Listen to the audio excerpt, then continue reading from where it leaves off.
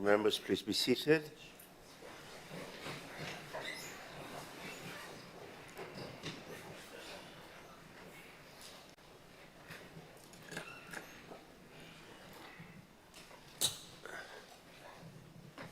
Honourable members, we'll continue with the oral questions and we move on to the fifth oral questions of today. In respect to the fifth oral question, I have approved the request from the Leader of the Government in Parliament for oral question 234, 2025, to be redirected to the Honourable Minister for Employment, Productivity and Workplace Relations, as it deals principally with the work compensation issues. With that in mind, I now call on the Honourable Tony Usmati to ask question 234 of 2025. Thank you, Mr. Speaker. Sir, my question is 234 is directed to the Minister for Employment. Can the Minister inform Parliament whether the government has any plans to develop a compensation scheme for the loss of life in boating accidents, similar to those provided under the Accident Compensation Act 2017 for road accidents? Thank you, sir. Thank you. I now call on the Minister for Employment, Productivity and Workplace Relations, the Honourable Agni Singh. Thank you, Mr. Speaker, sir, and I thank Honourable Usmati for the question. Mr. Speaker, the existing statutory compensation framework is currently administered through the ACCF, which is focused on motor vehicle accidents. Recent developments, of course, have seen the Ministry of Employment take over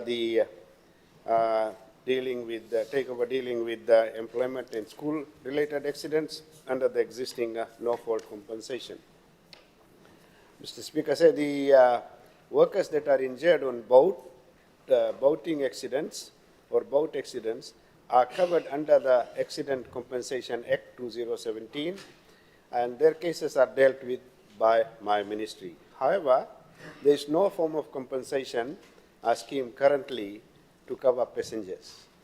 The passengers and their dependents impacted by injury or death at sea rely on litigation remedies for compensation. Mr. Speaker, sir, this August House is aware that two bills that were presented during the April 2025 Parliament sitting, the Accident Compensation Amendment Bill 2015 and the Work Care Bill 2025, are currently before the Standing Committee on Economic Affairs for scrutiny. So the amendment to the Accident Compensation Bill 2025 will ensure that ACCF specifically focuses on dealing with motor vehicle accidents, which was the reason for its establishment in 2017. The compensation payments to victims of motor vehicles accidents are paid from the Motor Vehicle Accident Levy that is paid by all motor vehicle owners in Fiji to the LTA. The ACCF will report to the Minister responsible for transport.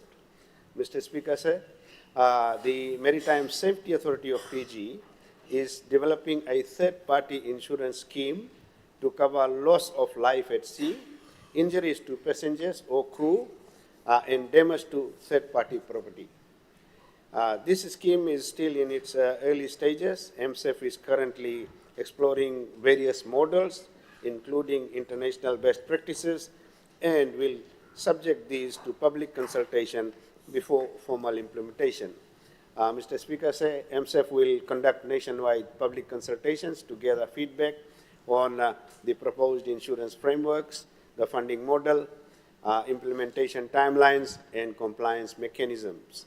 Stakeholders, including vessel owners, operators, industry representatives, and coastal communities will be invited to participate through written submissions and in person forums.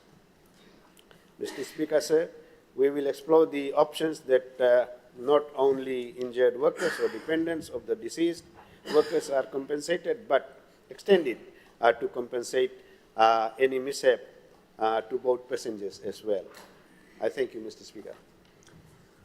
I thank the Minister, the Honourable Agni Singh. Supplementary question, Honourable Usmati. Thank you, Mr. Speaker, and thank the Minister for his for his answer, and I'm glad to see that there are some considerations being done by MSF, as these concerns were raised primarily by people in the Rio Delta that use the Nasali landing. So is the minister aware with that to cover the passengers of those boats, those Rio riverboat taxis? Because we've had some deaths there recently, whether they would be covered by that arrangement. Minister, yes. Thank you, Mr. Speaker, and I thank Honorable Usamate for the question. The idea is to try and cover as widely as possible, sir, so that river taxis and any boats that carry passengers are covered. Thank you. We will continue with the next oral question. Sixth oral question, members, honorable members, please kindly note that oral question 235 of 2025 has dropped, as it has been addressed through the ministerial statement by the Minister for Public Works, Meteorological Services and Transport. Thank you, honorable members. We move on to the seventh oral question for today. I now call on the Honorable Fayaz Koya to ask question 236 of 2025.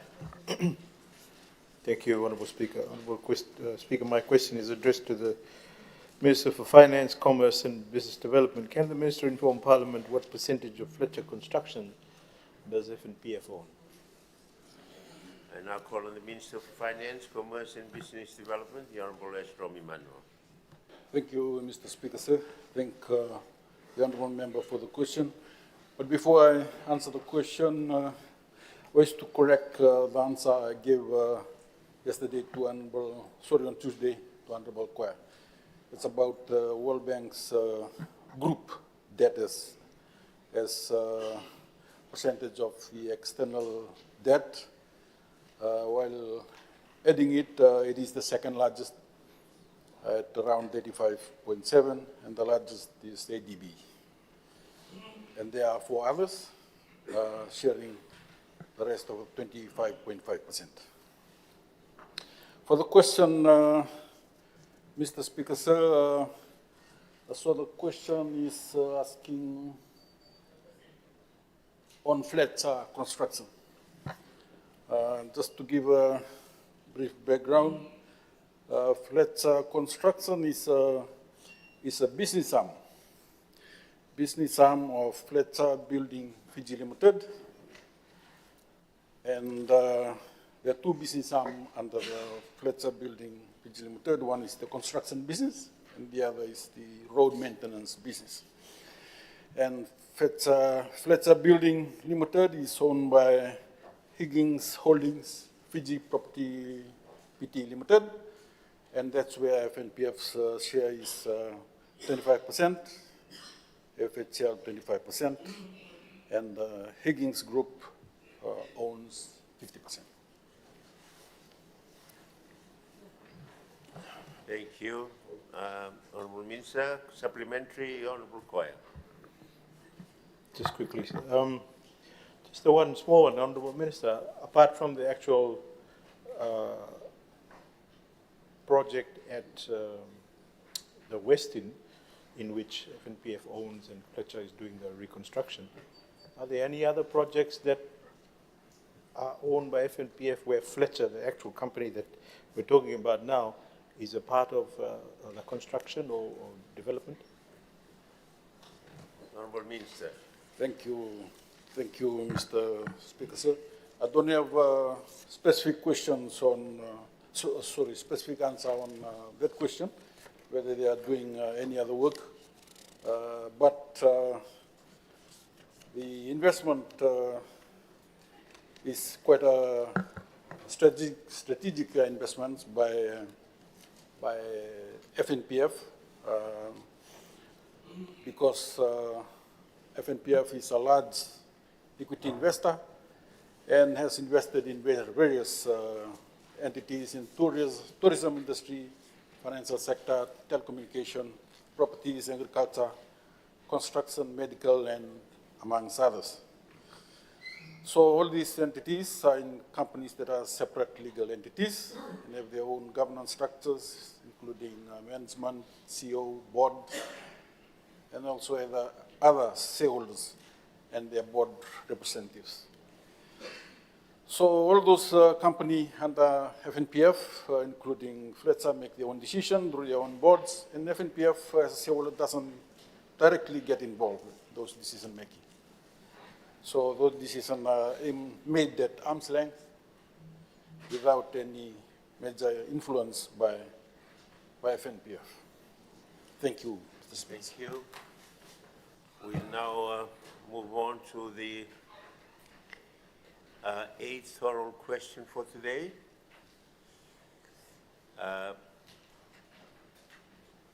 Honourable members, please note that question 237 of 2035 will be redirected to the Minister for Finance, Commerce and Business Development.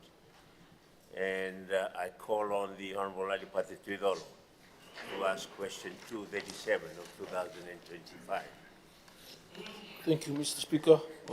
All question 237/2025 under my name redirected to the Minister for Finance, Commerce and Business Development. Can the Minister update Parliament on the alternative training methods currently being undertaken to support cooperatives? Thank you. I call on the Minister of Finance, Commerce and Business Development, the Honourable S. Ram Emanuel. Mr. Speaker, sir, I thank the member, Honourable Tridolo, for this question. Yeah, training is an important part of successful cooperative. It gives members the skills and confidence to manage their enterprise as well and to work together effectively for the benefit of their communities or their members. So the Department of Cooperatives has expanded its mobile and community-based training programs, taking learning directly to villagers and tikinas across all divisions. Since early 2024, they have held over 81 training sessions, reaching more than 1,800 participants. And these programs include cooperative awareness, start and improve your own business, and financial prudence. They focus on governance, entrepreneurship, and accountability at the grassroots level where it's needed most. Training in communities has many benefits. It saves cost, increases participation, and allows content to be tailor-made to local needs. Participants can immediately apply what they learn, strengthen their cooperatives, and improve local livelihoods. Mr. Speaker, sir, to strengthen the effort, the government is investing in the renovation of the Cooperative College in Lami with an allocation of around 225,000 this financial year. A 5-year renovation plan is being developed with the Ministry of Public Works to transform the college into a modern center for cooperative learning. Currently, Fiji has 837 registered cooperatives across 15 business sectors. Most of our trainings, or their training so far, is focused on short courses for participation only. But the next step is to provide accredited qualification in cooperative management. So the vision for the Cooperative College is to become a fully accredited training institution recognized by the Fiji Higher Education Commission. So we are working with the relevant stakeholders to finalize and accredit both the institution and its curriculum. The plan is to introduce a structured training pathway from level 1 and 2 certificates in cooperative management to be offered at the Ronimbotta Cooperative Training College, and level 3 and 4 diplomas and degree programs to be offered through partnership with local and international universities. This will use a hybrid learning models, combining classroom and online training to make education more flexible and accessible to our rural areas as well. This college will play a key role in empowering youth and women to take part in cooperative enterprises and small business ventures. By getting accredited qualification, they can become professional cooperative managers and entrepreneurs, contributing to economic growth in their communities, villages, tikinas, and the provinces. Modern technology will be central to this vision, Honorable Speaker. Digital tools such as online learning, mobile banking, and e-commerce platforms will help cooperatives improve management, marketing, and financial transparency. This will connect rural cooperatives to wider markets and opportunities both locally and regionally. The Cooperative College will not only serve Fiji, but also become a regional hub for cooperative education, knowledge sharing, and innovation across the Pacific. It will position Fiji as a leader in cooperative development and strengthen our regional partnership. In conclusion, Mr. Speaker, sir, the Cooperative College is the key to the future of the cooperative movement in Fiji. It links education, technology, youth and women to create strong, modern, and inclusive cooperatives. Through these initiatives, we are investing not only in individual learning, but also in the collective progress and resilience of our national cooperative sector. Nagwali, Mr. Speaker, sir. Thanks, the Minister, the Honourable Emmanuel. Supplementary, Honourable Tidolo. Thank you, Mr. Speaker. Supplementary question to oral question 237. How will the revival of the Cooperation College ensure that it does not fall back into neglect in the future?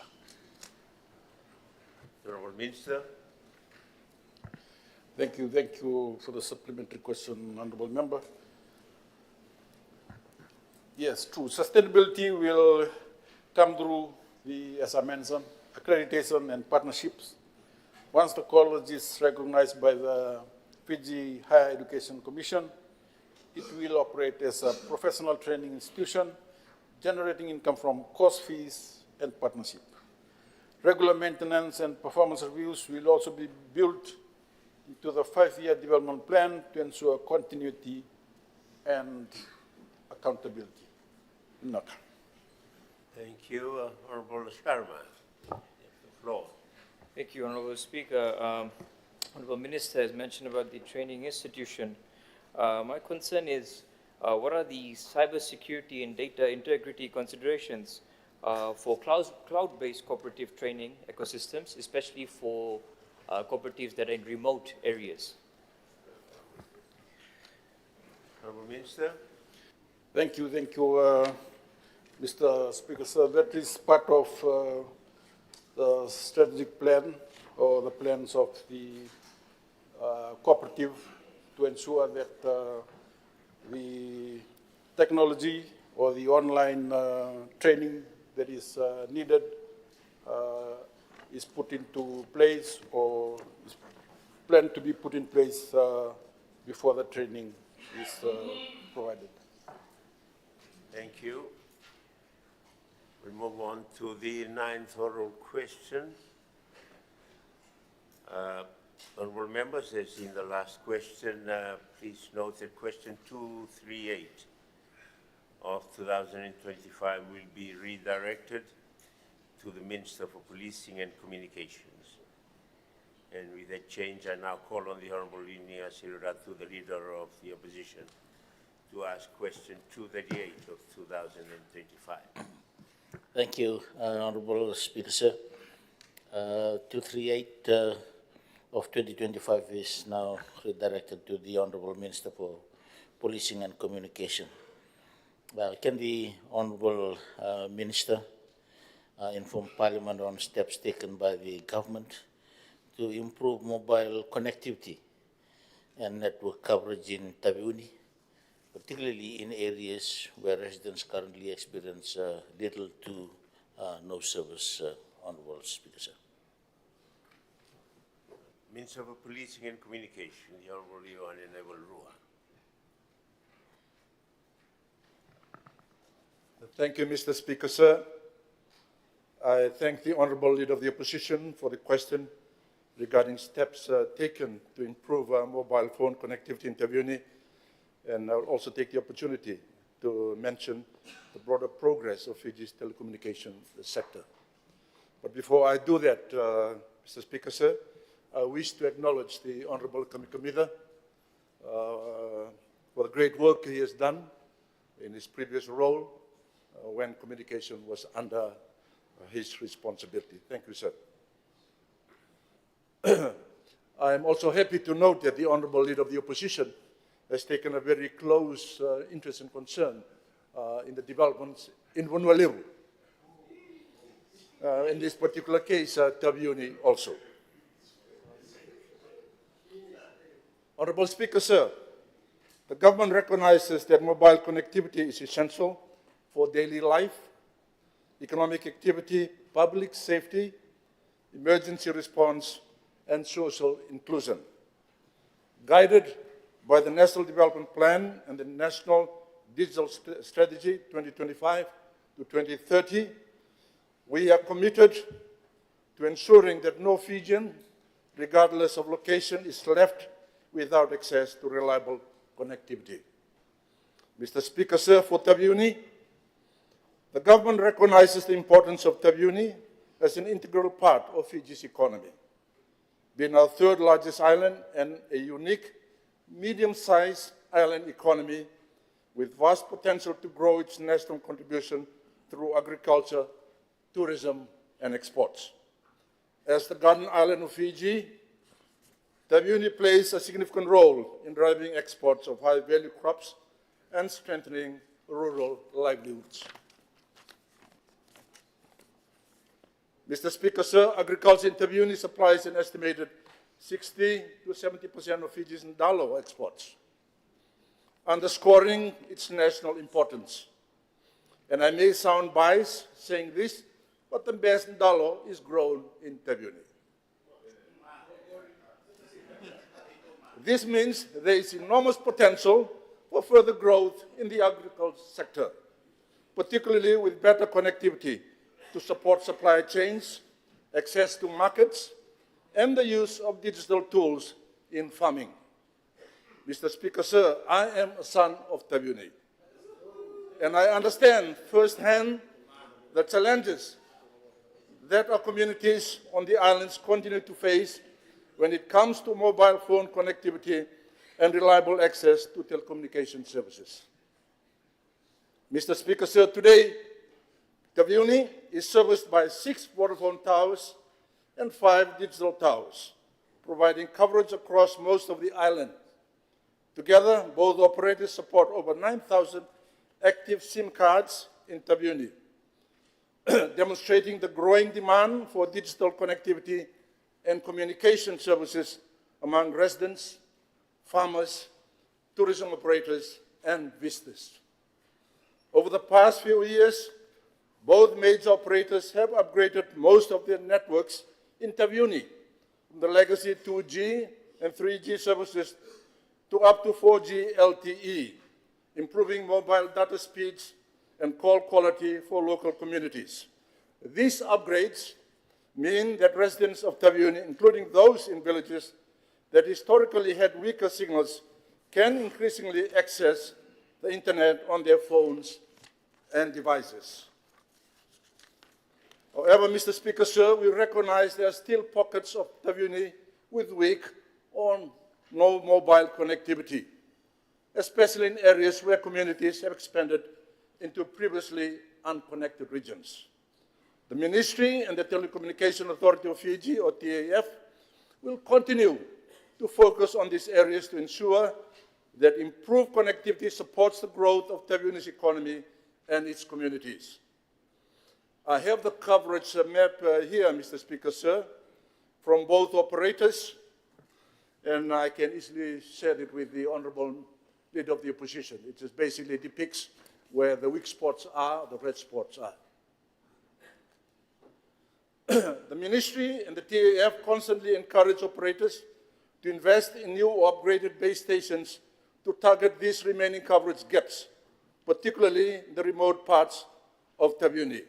Mr. Speaker, sir, to put this in perspective, Fiji already has over 96% population coverage with 3G and about 92% with 4G as of recent reports.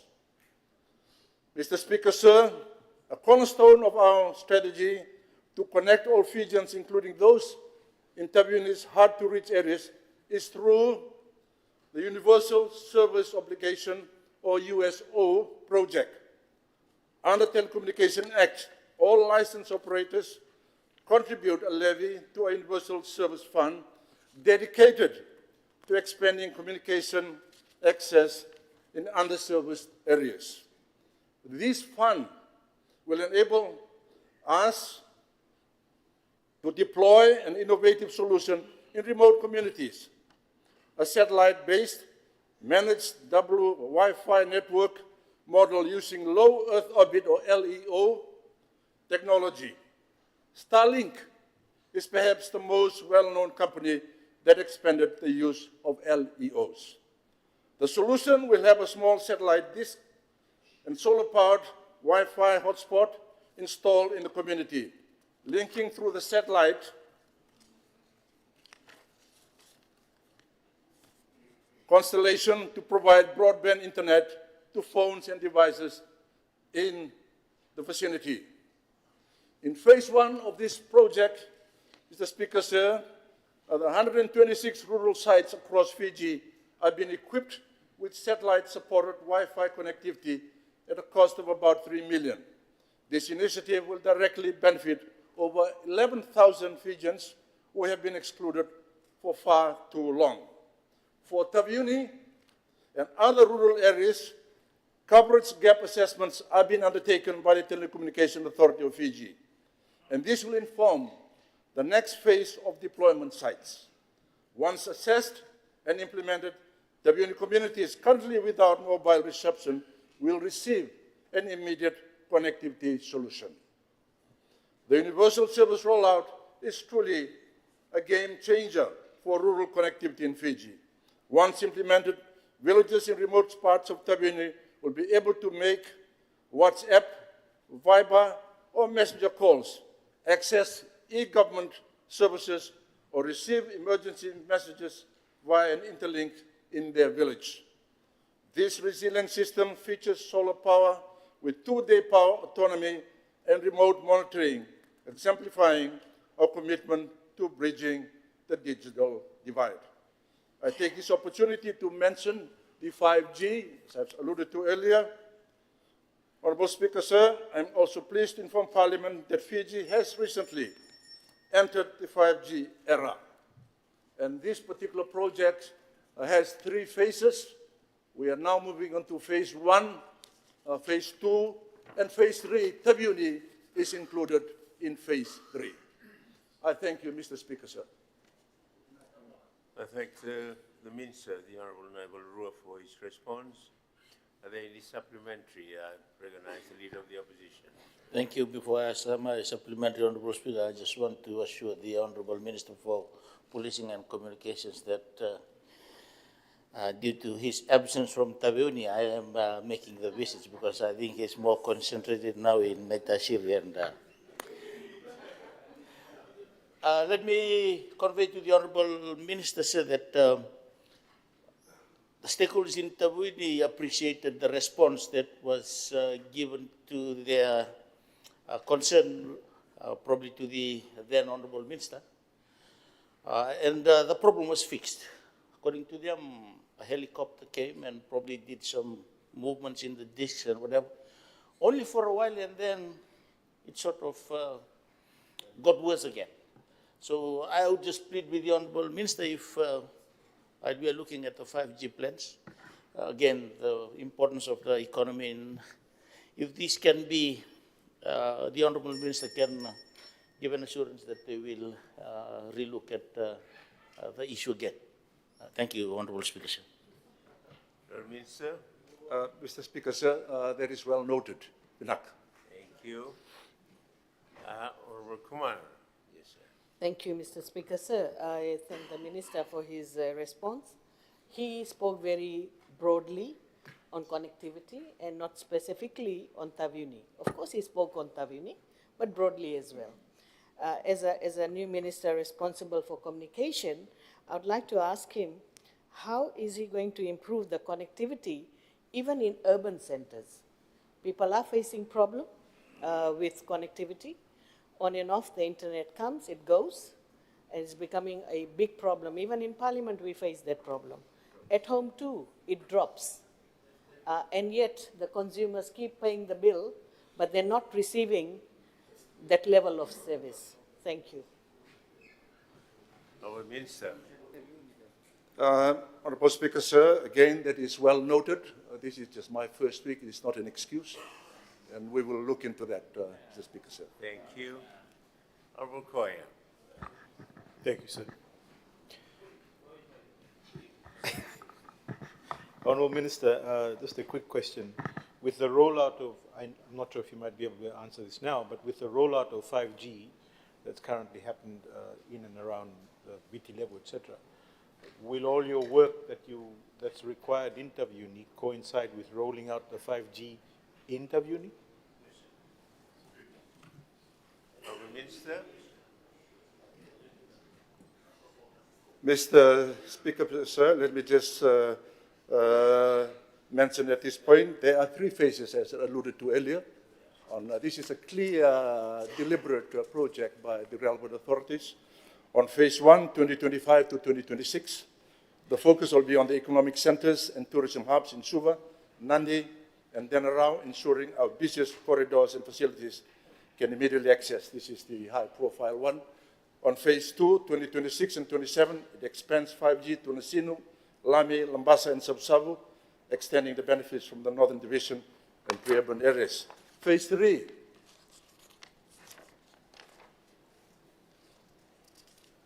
Phase 3 in 2027-28. By 2028, major towns like Nausori, Singatoka, Nabu, Amba, Tabu, Rekrai, Kurbo, including Taveuni, is also included in this phase here. Thank you, sir. Thank you. Thank you, Honorable Minister. Honorable Koya, you are on phase 1. I can understand. Right. All right. We'll move on to the final oral question for today. And I now call on the Honorable Rathui Skeleti to ask question 239 of 2025. Thank you, Honorable Speaker. Rise to ask question 239 of 2025. Listed under my name to the Minister of Environment and Climate Change. Can the Minister update Parliament on the Pacific Resilience Facility? Thank you. Thank you. The Minister for Environment and Climate Change, Honorable Moses Mbulutabu.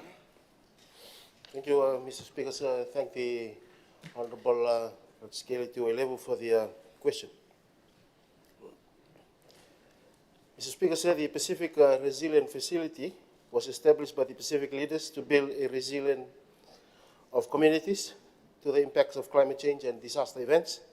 The PRF is the region's first Pacific-led, member-owned and managed regional financing facility, and the first of its kind. And this new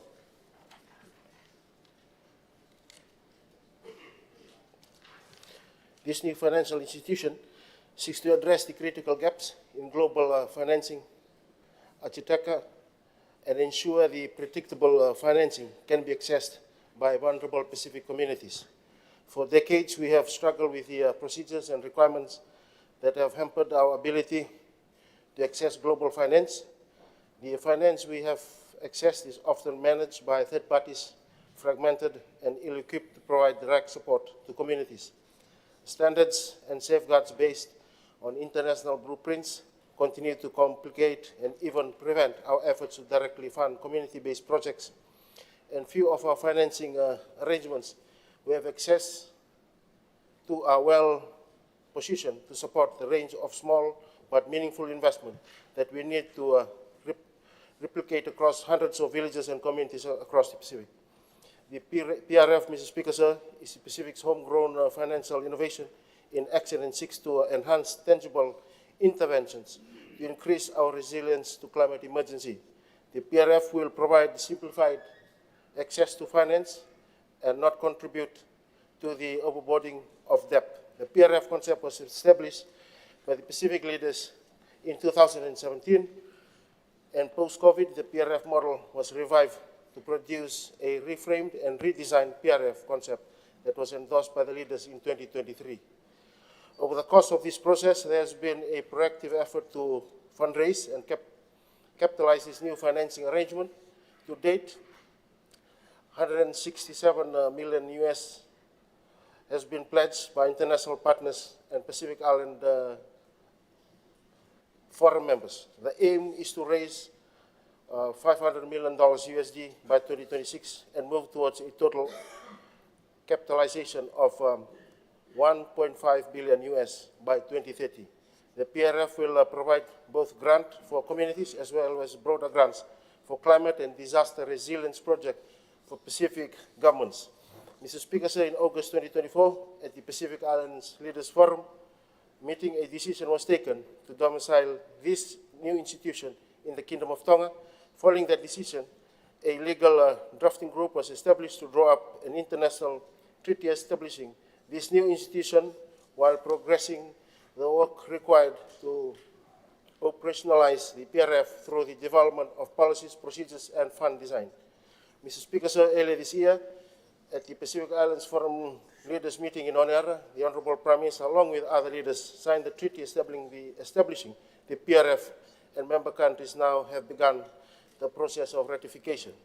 Fiji, through the Ministry of Foreign Affairs and the Solicitor General's Office, will be preparing this ratification document for deposit in due course. Mr. Speaker, sir, high-level events have been convened in the margins of this year's United Nations General Assembly and the World Bank annual meetings to further garner support for the PRF and Pacific's proactive effort to develop a sustainable regional financing arrangement. At COP30 in Brazil, we will continue to work as a region to build support and awareness to this initiative. While advocacy and fundraising efforts remain critical, the technical process of developing the governance, arrangement, and policies of the facility is equally important. Officials from the Ministry of Environment and Climate Change, Solicitor General's Office, and the Ministry of Finance will continue to engage in the consultation and legal co-drafting groups, thus with aligning the designing of the groundbreaking regional facility with the vision of Pacific leaders. Mr. Speaker, sir, the unique needs and challenges of the Pacific Island countries will not be met if we depend on the blueprints and models of international organizations and funds that are not orientated and designed around a clear understanding of our context and needs.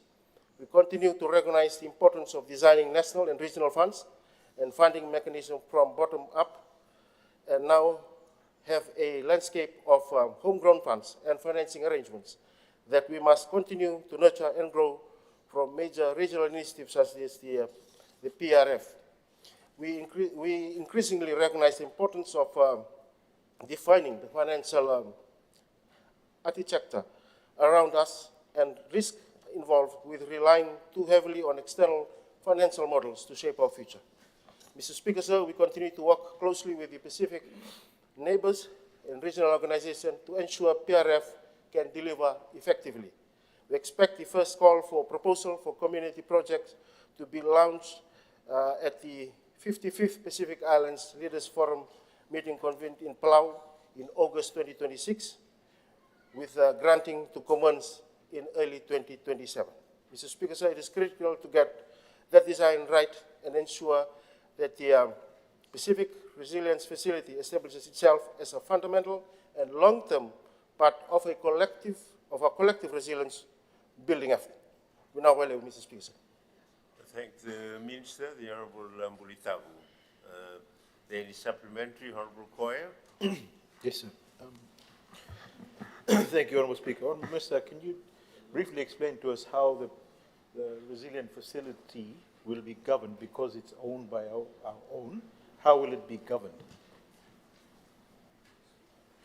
Honourable Minister. Thank you, Honourable Member, for the question. Currently, it's governed through the Pacific Island Forum Secretariat. They are the ones that are managing it and are currently managing the fund and those that are depositing. I will be depositing or pledging into this. So far, a total of 167 million from 13 capital investors have been deposited or pledged, including Pacific Island countries such as Nauru and Solomon Islands, and other international partners. So it's managed by PIFs. Thank you. Honorable Sharma. Thank you, Honorable Speaker. Before I ask, I'd like to congratulate the Minister for being labeled being the climate champion of Fiji. Congratulations, Honorable Bulitavu. On the Pacific Resilience Facility, it's well clear, and you have stated that the grant calls will be open in 2027. So, Minister, can you just highlight how many Pacific Island nations would be able to benefit from this facility?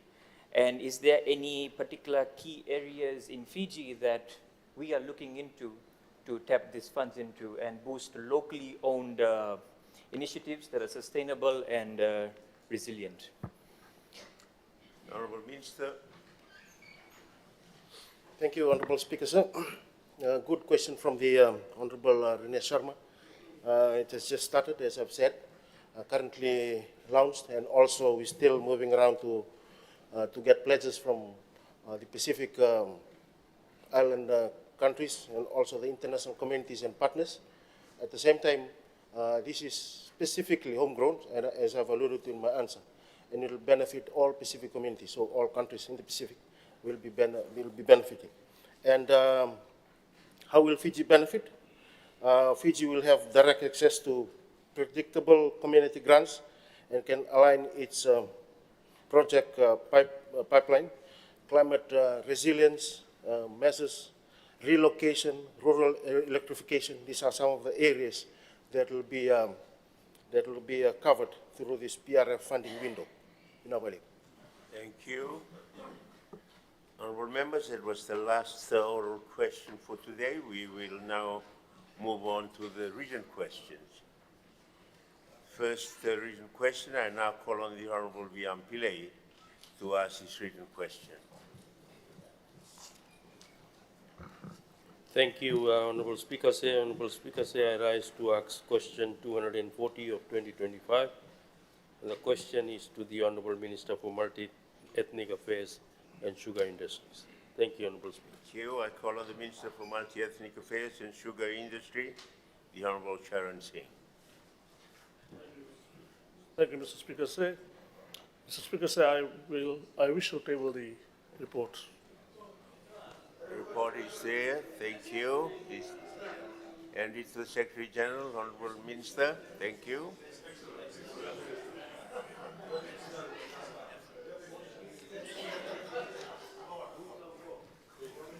For the second written question, I call on the Honorable Ilyas Wanawalu to ask his written question. Thank you, Mr. Speaker, sir. I rise to ask the written question 241, addressed to the Minister of Rural and Maritime Development and Disaster Management. Here I call on the Minister for Rural and Maritime Development and Disaster Management, the Honorable Sekiasi Dithoka. Speaker, I hereby rise to table my written response. Thank you. The answer is submitted. Thank you, Honorable Minister. Can you hand it over to the Secretary General?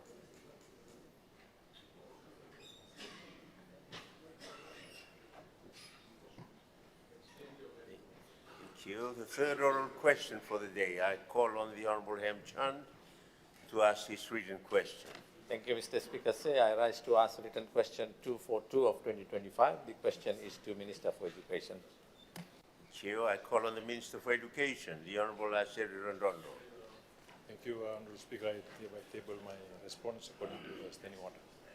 You have the written question. Can you written answer? Can you please send it over to the Secretary General?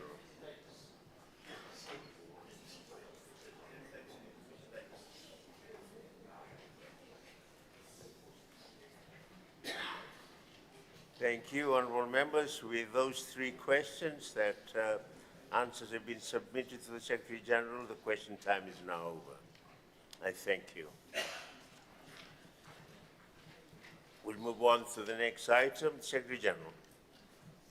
Consideration of bills. Honourable members, please take note that we have two bills to deal with today. The first will be for debate, vote and enactment. And the second bill will be moved under Standing Order 51. We will now deal with the first bill, and I remind honourable members that pursuant to the resolution of Parliament yesterday, Wednesday, the 5th of November 2025, the debate on the bill will be limited to 1 hour. So I now call upon the Minister for Fisheries and Forestry, the Honourable Alithia Mbanyuvalu, to move her motion. Thank you, Honourable Speaker. Honourable Speaker, pursuant to the resolution of Parliament on Wednesday, 5th November 2025, I move that the Fisheries Amendment Bill of 2025 be debated, voted upon, and be passed. Is there a seconder? The Speaker, sir, I beg to second the motion. Thank you, Leader of the Government in Parliament, seconder. I now call on the Honourable Minister to speak on the motion. Thank you, Honourable Speaker. Honourable Speaker, as I had alluded to yesterday, Fiji's marine and freshwater resources are facing increased pressures from exploitation, unsustainable harvesting practices, pollution, the effects of climate change, and habitat degradation. Honourable Speaker, the importance of this amendment bill is that Fiji's main coastal fisheries law, the Fisheries Act of 1941, is too old to handle modern problems and emerging threats. The old law isn't effective at managing this, and the government's goal is to create a fit-to-purpose law that protects these resources for current and future generations. Honourable Speaker, this bill gives the Ministry the modern tools and mechanism it needs to actually enforce the law. Honourable Speaker, before, the only way to punish offenders was to take them to court, which was cumbersome, time-consuming, and costly. This bill introduces the inshore fisheries fixed penalty notices. Think of it as a speed ticket. For minor offences, an officer can issue an immediate fine. This is much faster, cheaper, and a more effective deterrent. Honourable Speaker, the old law limited officers' powers often to just searching vessels. The new bill gives authorised officers clear powers to search land premises, including markets or processing facilities where illegal fish might be sold. Honourable Speaker, currently the Ministry can only cancel a licence after someone is convicted in court. The new bill allows the Ministry to suspend or cancel a licence for specific breaches once it is committed. Honourable Speaker, this bill is also crucial for protecting the food and income of the 850 coastal communities that depend on these resources. Honourable Speaker, this is a key change. The bill proposes to remove the word honorary from honorary fish wardens. This simple change is vital because it allows the Ministry to move towards remunerating them. Fish wardens are local community members who are trained and given legal authority to patrol their own traditional fishing grounds. By paying them, the bill makes them more effective at combating illegal fishing activities and protecting their community's own livelihood from poachers. Honourable Speaker, the bill's purpose is to stop unsustainable harvesting practices and exploitation. For resource owners and local communities, this means protecting their source of food security and livelihoods. Honourable Speaker, if a person's application for a fishing license is denied or the existing license is cancelled, the new bill gives them a clear appeal provision. This allows them to officially appeal the decision to the Minister, giving a voice to small-scale fishers. Honourable Speaker, the bill also sets higher penalties and importantly creates separate penalties for individuals versus companies. This means a large commercial operator that breaks or commits a breach will face a much larger fine, up to $50,000, than a local individual, making the penalties more balanced. In short, Honourable Speaker, this bill updates an 80-year-old law to give the government and local communities the power to properly manage and protect Fiji's fisheries from modern threats, ensuring there are fish for both food and income for the future. Honorable Speaker, the bill gives officers the authority to follow the evidence of illegal fishing wherever it leads, not just on water. Honorable Speaker, this is one of the most significant amendments in the bill where authorized officers enter and search land premises, such as market and processing factories, or even a house, if they have a good reason to believe that illegal fishing or fishing gear is being hidden there. The old law mostly limited them to searching boats. Honorable Speaker, authorized officers also can keep their power to board and search any fishing vessel or other boat they suspect is involved in illegal fishing. Honorable Speaker, authorized officers, including fisheries officers, police officers, or custom officers, can stop anyone and require them to produce their fishing license, their fishing gear, and their entire catch. Honorable Speaker, officers are also given clear powers to detain people who are suspected of committing an offense. They can also detain the person's vessel, fishing gear, and their catch while the case is being investigated. Honorable Speaker, before officers could catch someone with illegal fish or catch on the fishing boat,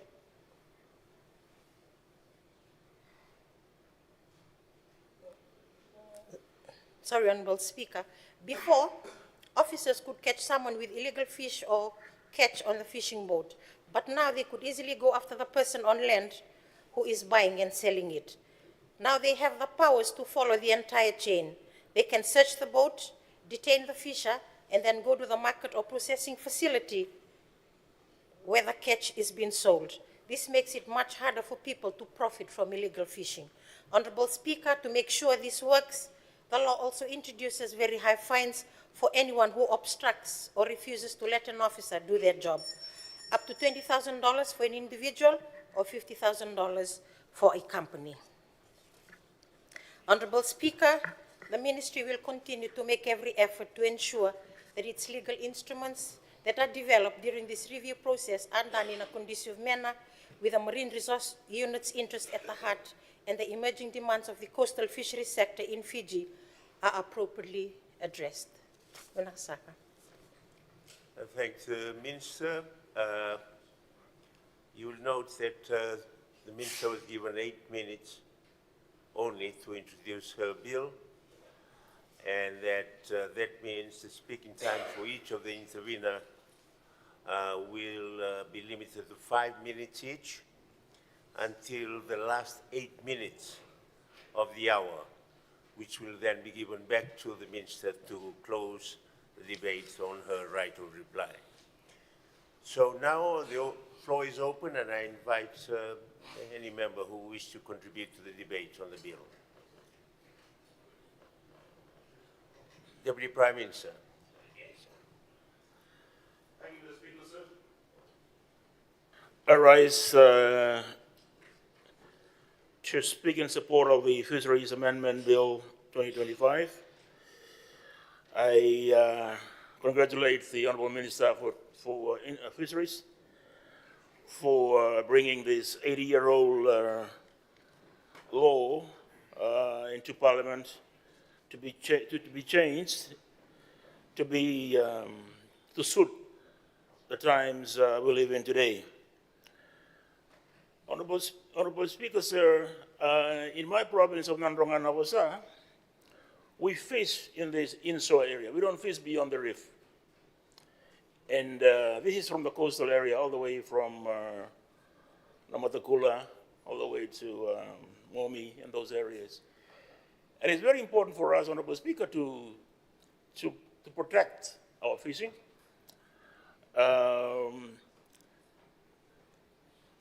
As you all know, Honorable Speaker, also our tourism operators also sit on the beaches, and the inshore fishing area is also part of the recreation area of the resorts.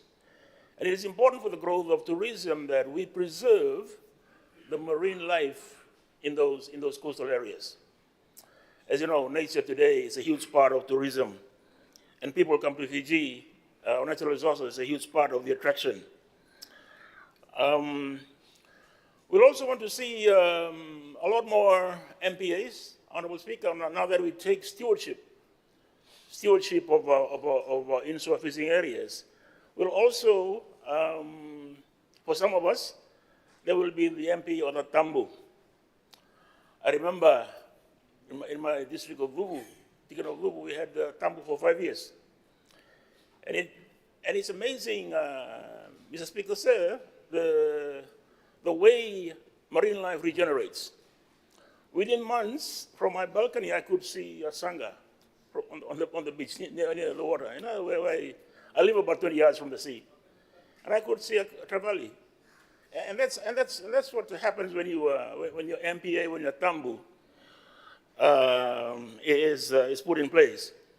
So what we have here, Honorable Speaker, is better stewardship for our people, to realize that they cannot abuse the fishing areas. They have to take ownership of it. And this is one way of strengthening their ownership, by ensuring that anyone who does not doesn't observe this will be penalized in the manner that has been prescribed. I'd also like to see our people have fishing licenses. It gives formality, legitimacy to the way they carry out their businesses or their daily lives. Indeed, Honorable Speaker, with tourism, we have this MSME program that was piloted last year and is happening again this year. It will continue to be part of tourism. But one thing that we noticed, Honorable Speaker, was that people have been operating businesses without without the formalities. They're not legitimate. I want to see our people at the ground level to start formalizing what they have. And there's one way of encouraging that. That if you're a fisherman, get a license. If you're running a business, an MSME, have it registered. You know, you're talking about, for the MSMEs, you're talking about taxpayers' funds. And we want to help them, but we can't because they are not legitimate. So, Honorable Speaker, this is one way of encouraging stewardship for something that is dear to us, that is our natural resources, and especially the fisheries. And I fully support this bill, Honorable Speaker. Thank the Deputy Prime Minister, the Honourable Ngavoka. Honourable Croy Lauchau, you have the floor, sir. Thank you, Honourable Speaker, sir.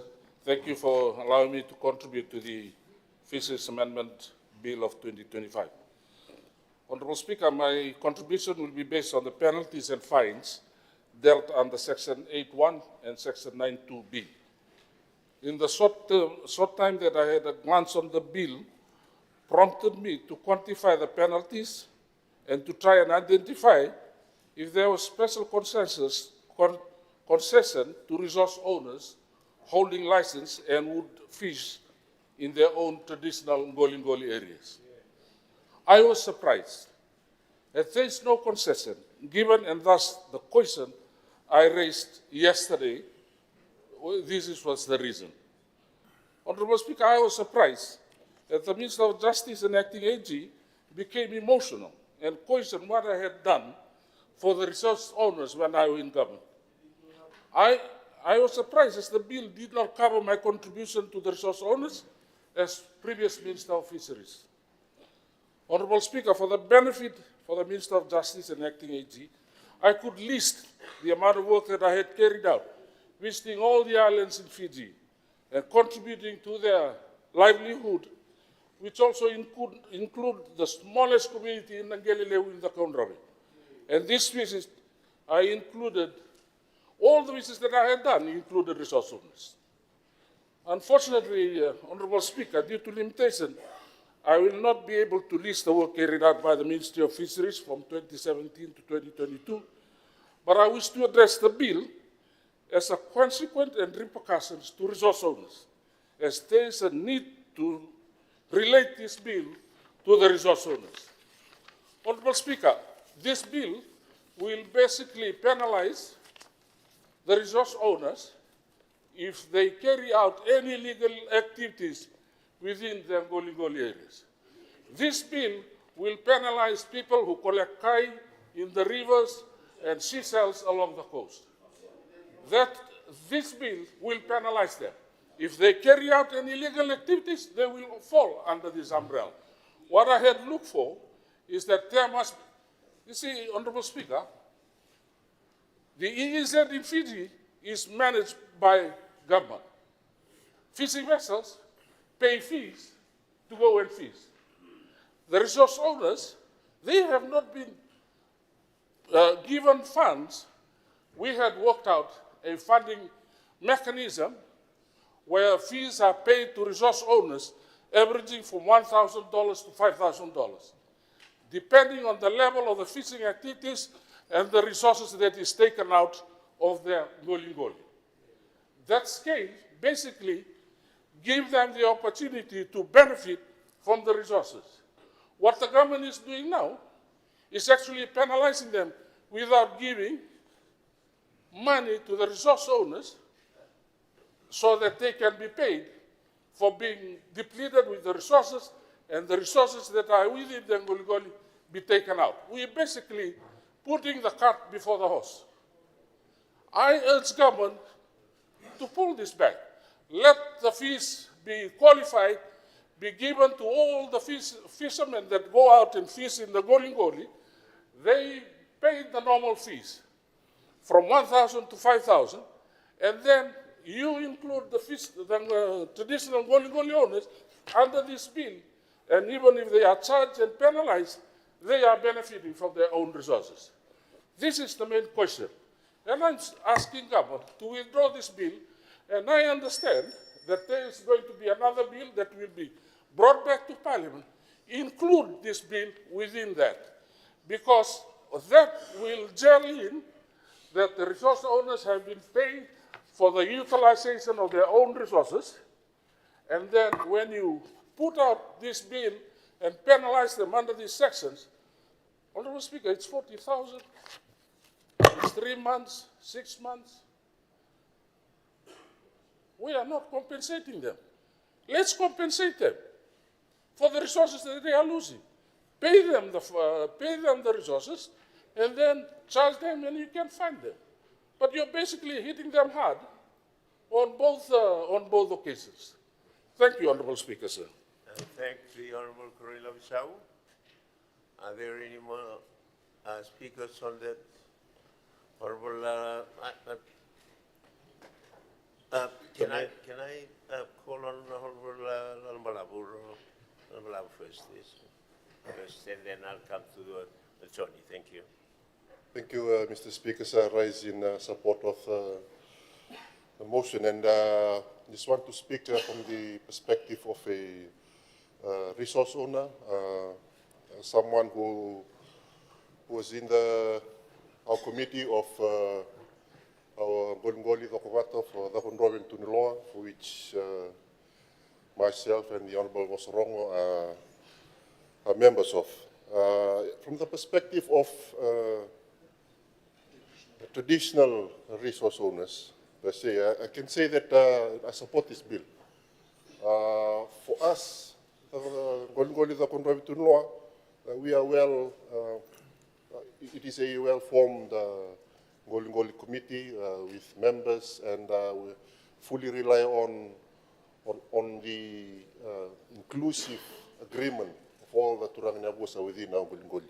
And that is something that I believe we have started that, and not only the processes we get from those that pay fee are channeled to good use in terms of the scholarships.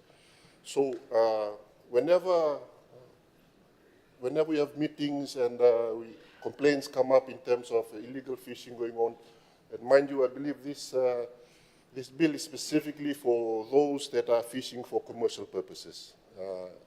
And that's for us as resource owners, as custodians in Ngolingoli, even those that are on the Wallen Kambula, they are given a fee to pay which is lower than those not on the Wallen Kambula. Specifically to ensure that they can maximize use of their own golden.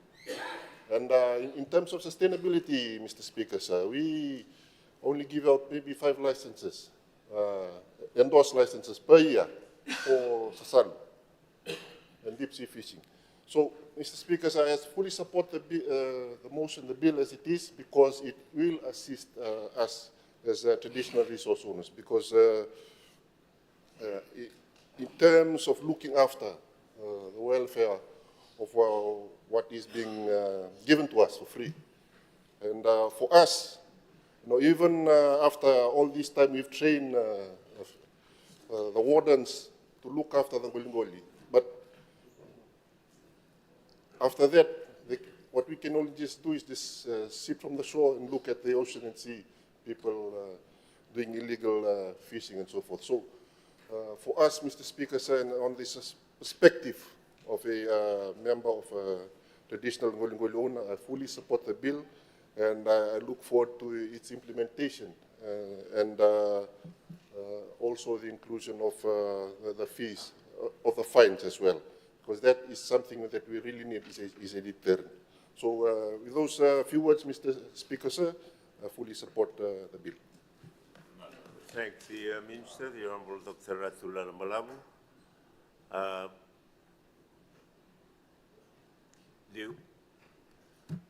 Leader of the Opposition, Honourable. Thank you, sir. I also want to contribute, and the intent of the bill is good. We are only asking government if you can just give it a bit of time to go and really look at some of the concerns. But it's entirely up to government. Because, Honourable Speaker, sir, we were a part of this. This started from Honourable Wasian Ngamu's time. We know that we have an archaic law, 1941.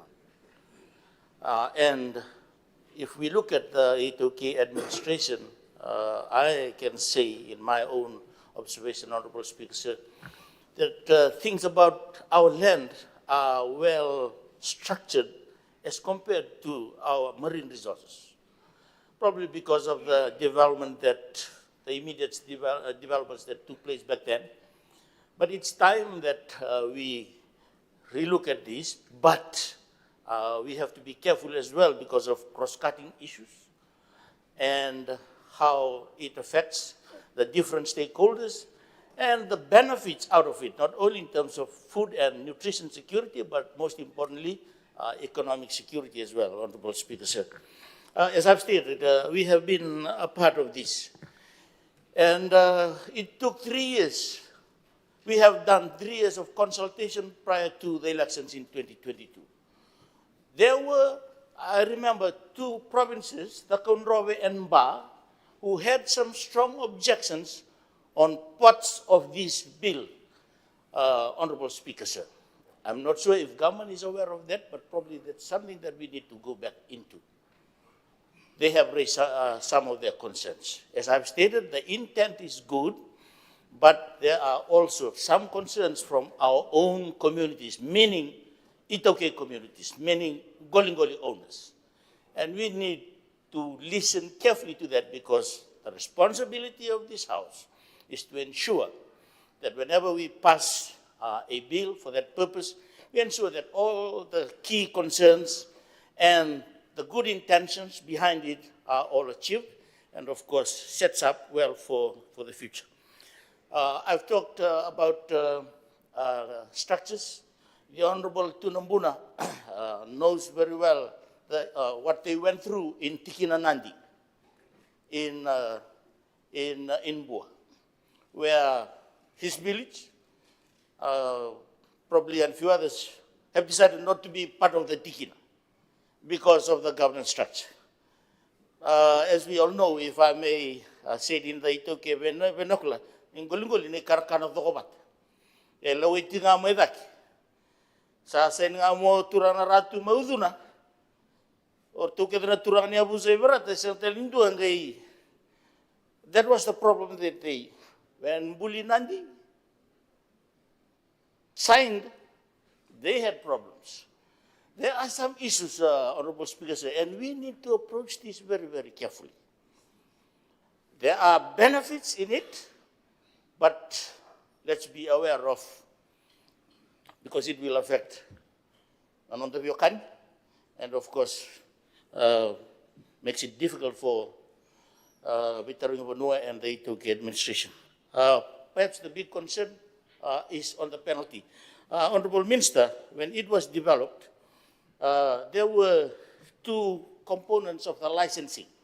One was the license access fee, and that is what the Honorable Minister was saying, or former Minister was saying, that was supposed to go to the resource owners so that the resource owners can benefit and the capital that they gain from it can be used for other.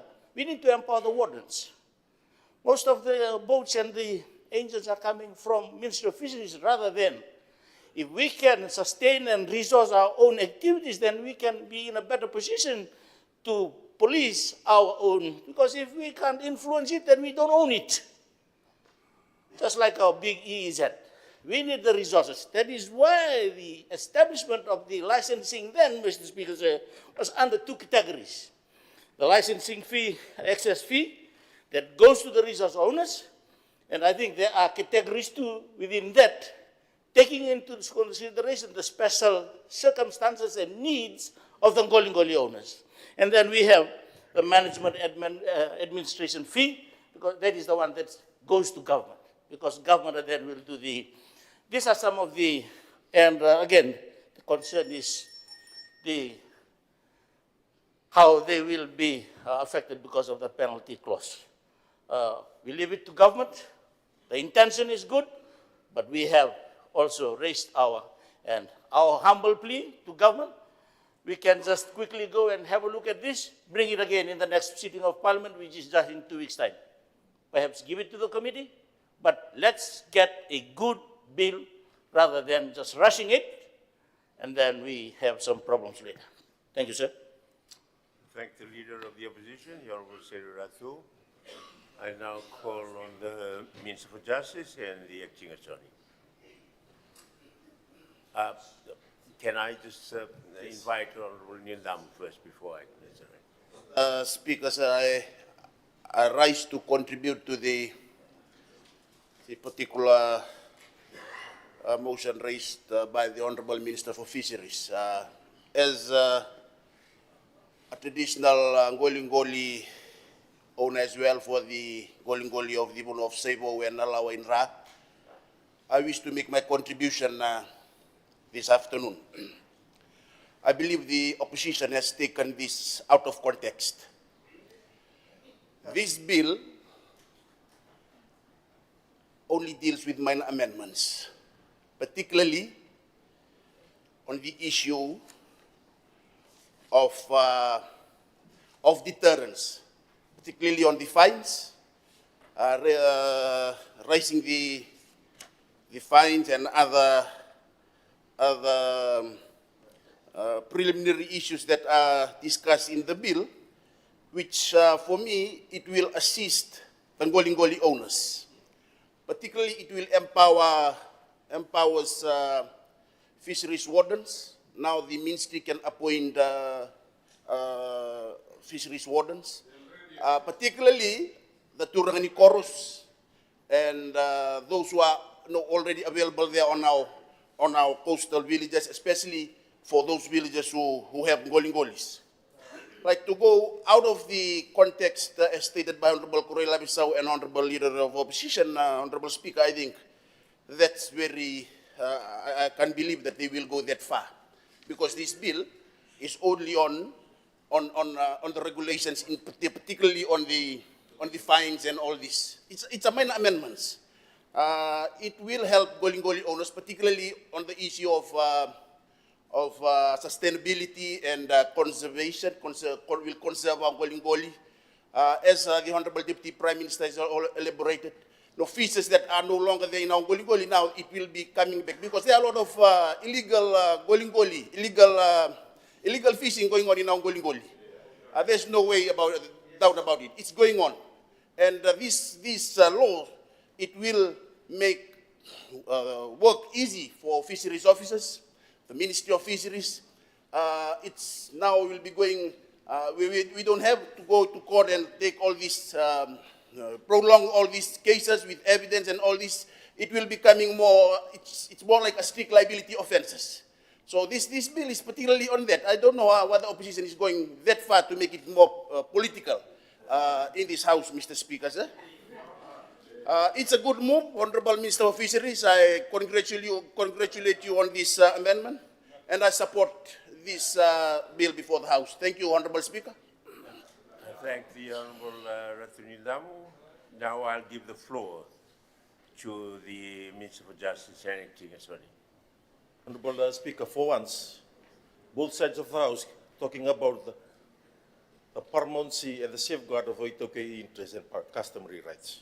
For once, we hear the opposition, we hear from this side, and that's exactly the intention here. But however, I will restrict my contributions in terms of the law. There seems to be a misunderstanding.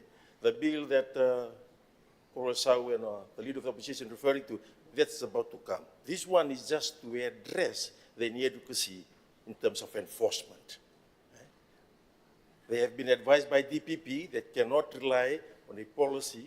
That's why we've addressed it so that we can address the problem we have now. Mr. Speaker, sir, if I may know, these are 1941 Act.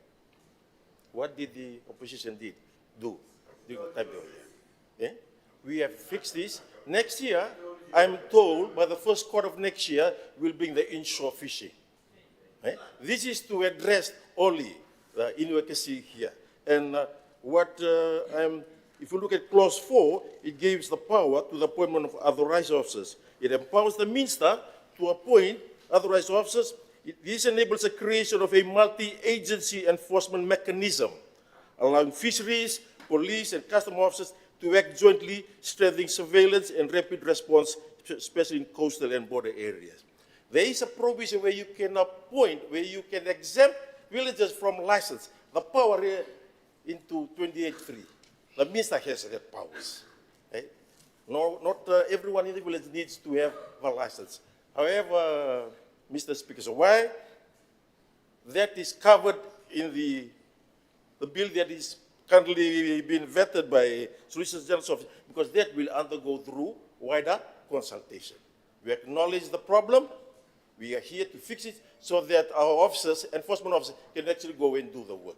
What I just encourage the opposition is we need to support the Ministry of Fisheries and the important work that they do. Let's support.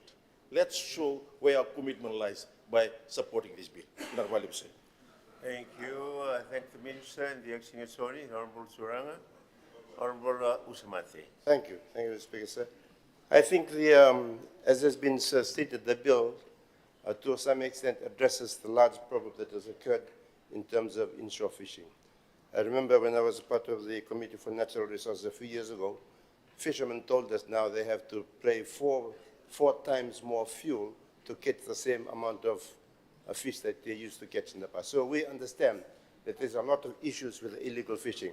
And I'm looking at some of the definitions, the way things have been addressed in the definitions, and some of the clauses are actually addressing some of those problem areas that fisheries has faced in the past, especially to do with the illegal fishes that come into areas that should not be. And those high penalties should be there for those people. They should be allowed, fisheries officers should be allowed to investigate them also on the land, because you know people hide the bad things that they do. But, Mr. Speaker, sir, I think there are some concerns on our part. It's not properly addressed here. What about the issue of Ngoli landowners that are not full-time fishermen, but they catch fish every now and then and sell it? Now, in that one, I've looked at the bill itself, Section 13 and so forth. There is no exemption under that provision for that type of person. This is a concern that we have. Now, when you open up, it's my time to talk, Honorable AG. It's when you open up, before the limitations of running this bill was limited to fisheries officers. Now you're opening it up to a wider range of people. Now, when you delegate your authorities to more people, two things happen. One, you get speed of effort, but you get less control.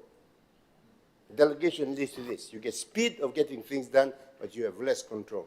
When you have less control, and I've looked at all the people that you have here, the various parties that will be have the authority to issue these penalties, you lose control of what they do. You might say, sir, that there are exemptions. What about the persons that catches fish and makes parcella and sells on Coral Island? The policeman or the other person that does not, he can also arrest this person because he does not have a fishing license. These are some of the concerns that I have. Exemption that you have, I tried to look at the bill, the act itself, I could not find it. So there are some concerns that have been expressed here by the Honorable Correla Basau about the returns that fishers, that people that not actually own the Ngolingoli, have the rights to the Ngolingoli, should be earning that money to help them to engage in fishing. But I also have this particular concern.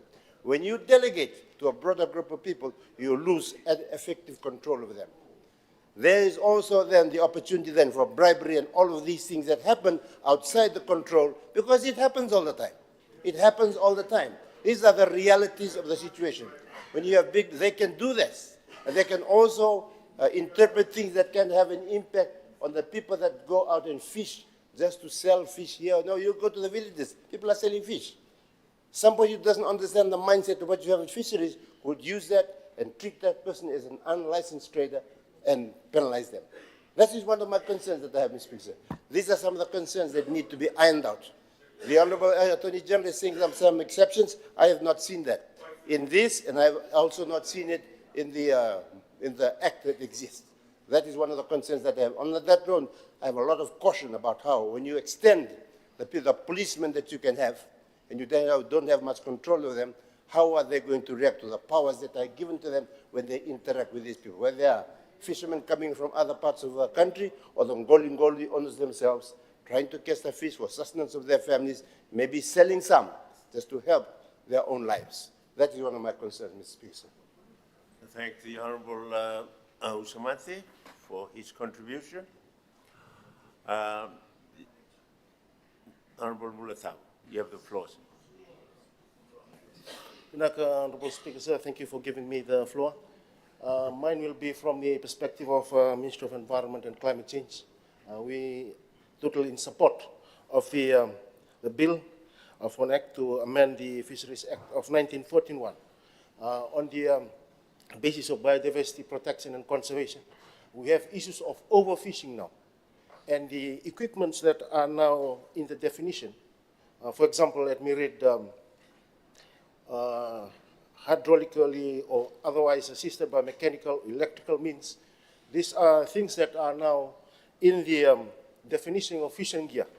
And we've been going around various maritime areas. Last few months, I was, I think, one of the few ministers in this August House that went down diving through a submarine in the Assam waters. And one of the findings we found out from that dive, we went down about 200 meters through the submarine. The lack of fish that is there, that shows the overfishing that is happening. And for us to restore our fisheries, we need this kind of measures to be put in place through the laws that will give teeth to the prosecutors, to the enforcers, so they are able to clamp down and also act as a deterrent to those that are doing illegal activities. For the issue that was raised by the Honorable Correla Basau and the Honorable Leader of the Opposition on the Ngolingoli, this particular bill, as alluded to by the Honorable Attorney General, what they've raised will come in the inshore amendment bill that will be coming, that then when we deal with that.